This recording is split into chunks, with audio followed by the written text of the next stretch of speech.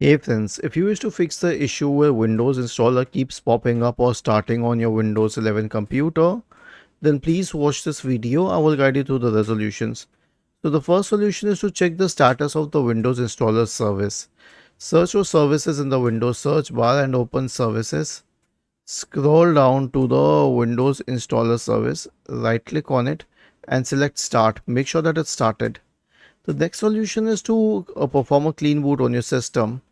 Search for system configuration in the Windows search bar and open system configuration. Go to the services tab. Now check the box associated with hide all Microsoft services. If any of the service is checked, click on disable all, apply, OK, and then restart your computer.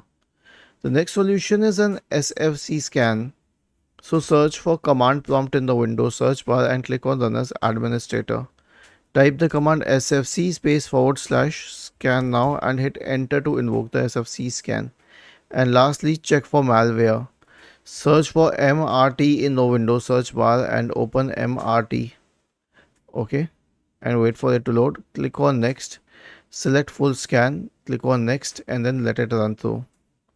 Was this helpful? If yes, then please subscribe to the channel. If not, then let us know in the comment section of the video on how we could help you further. Thank you for watching this video and have a nice day.